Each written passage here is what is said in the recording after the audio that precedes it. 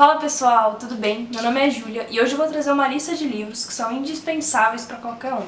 Você já deve ter lido algum livro e aí assim você chegou no final e você pensou: nossa, o mundo deveria ler esse livro.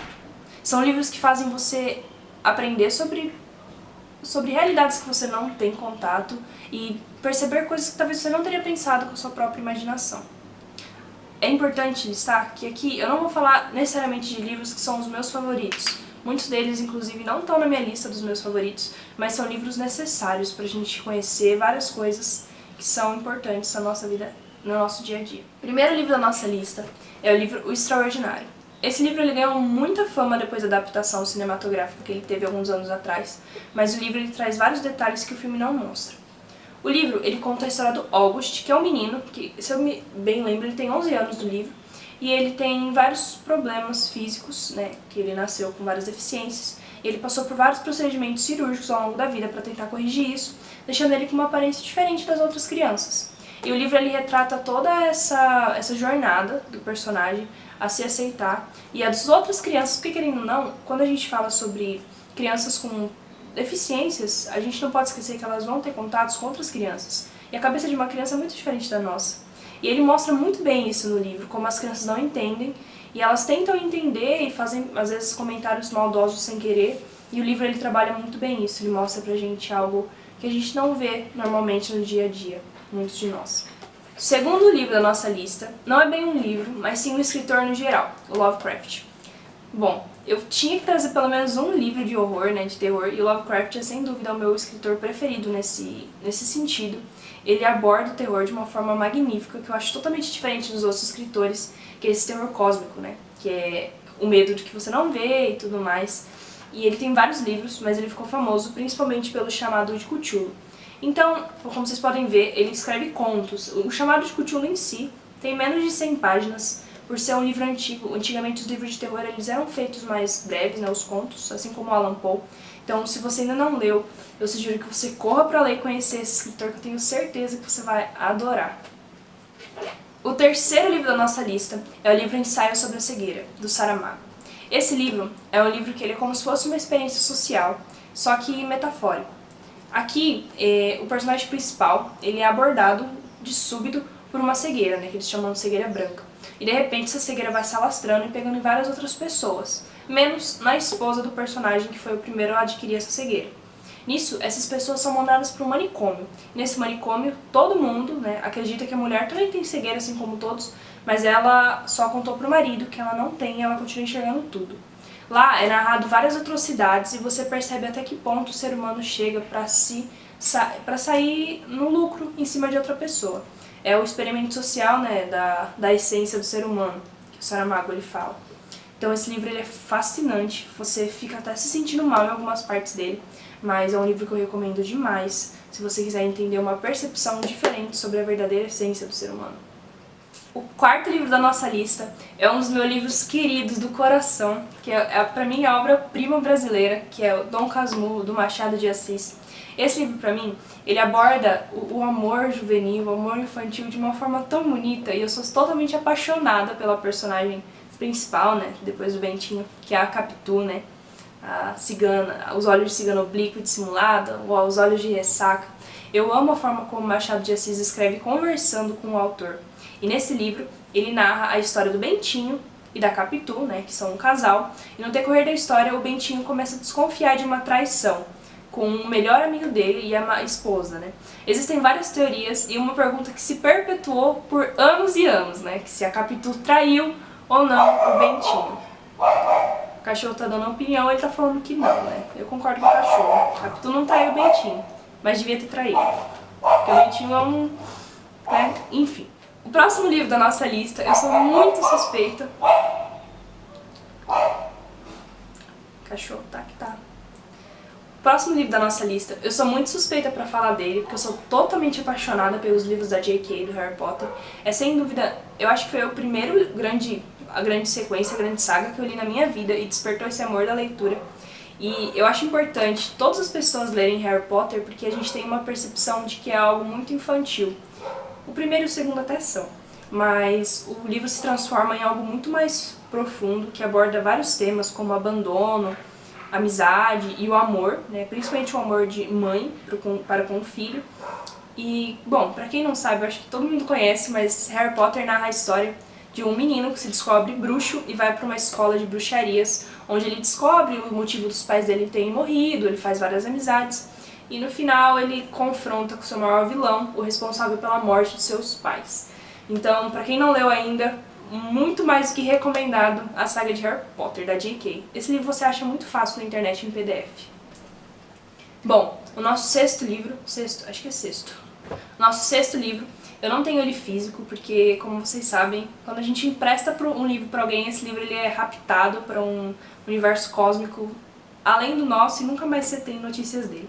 Mas o nosso sexto livro é o livro Quarto de Despejo, de uma escritora brasileira, que infelizmente, né, ela não tem toda a visibilidade que ela merece, porque é uma escritora mulher e negra, e como a gente sabe, a história costuma apagar pessoas que fazem parte desses dois grupos, né, sociais.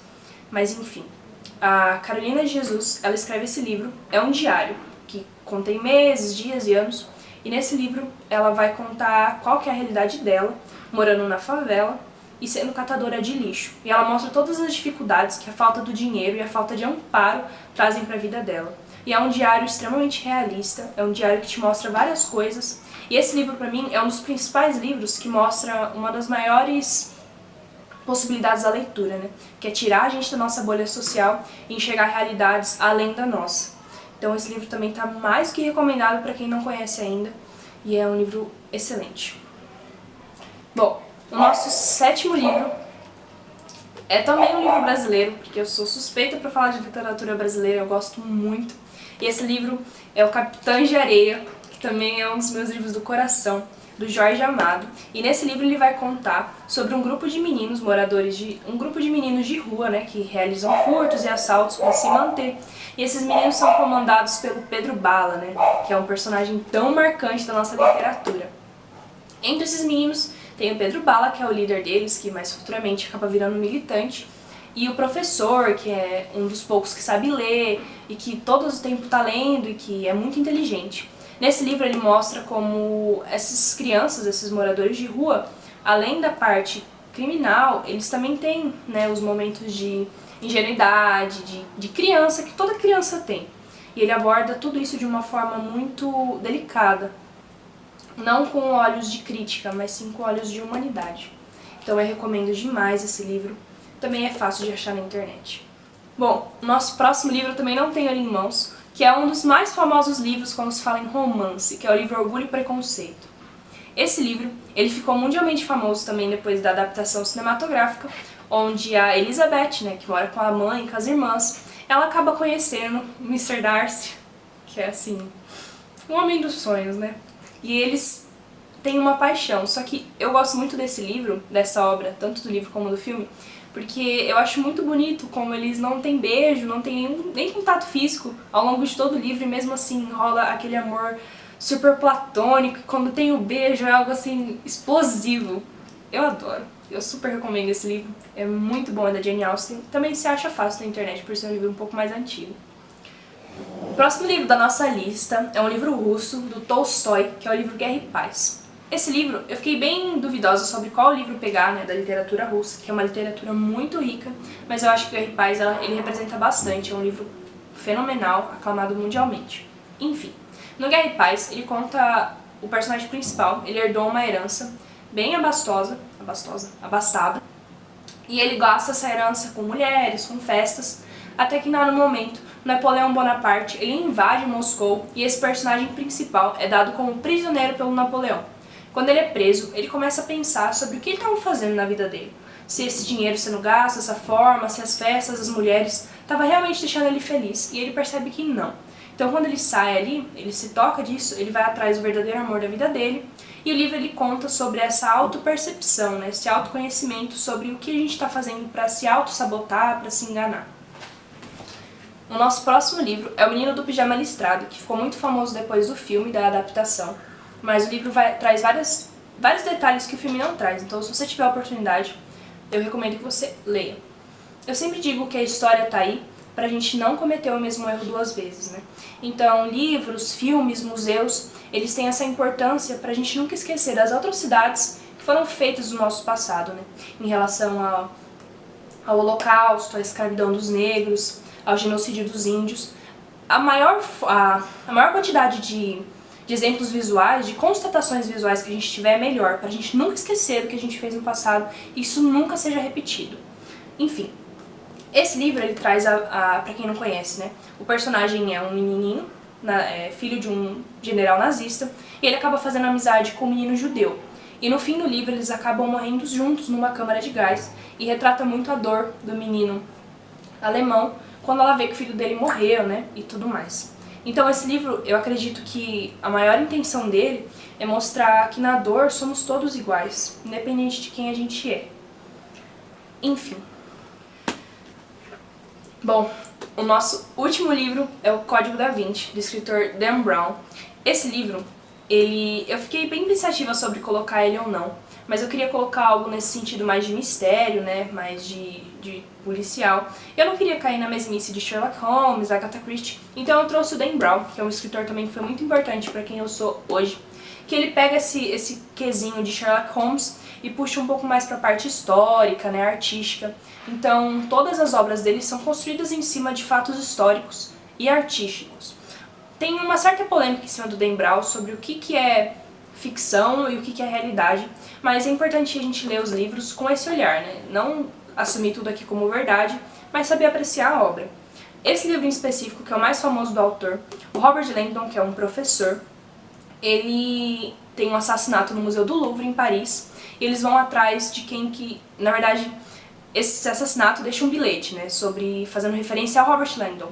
Então a polícia chama ele com o pretexto de que ele sabia bem das coisas, né, que tinham deixado um recado ali, só que o Robert ele descobre que o nome dele estava no meio do assassinato, e ele foge, e aí rola uma perseguição, e aí você vai descobrir várias coisas a respeito do Leonardo da Vinci, e de Jesus Cristo, e da relação da igreja com a arte, e é um filme assim, um livro, né, o filme também é excelente, um livro que você super se imerge, você quer comer as páginas.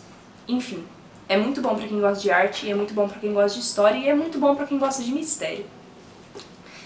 Bom, essa foi a nossa lista. É óbvio que existem vários outros livros que poderiam estar aqui. Se vocês quiserem, inclusive, uma parte 2, eu posso trazer.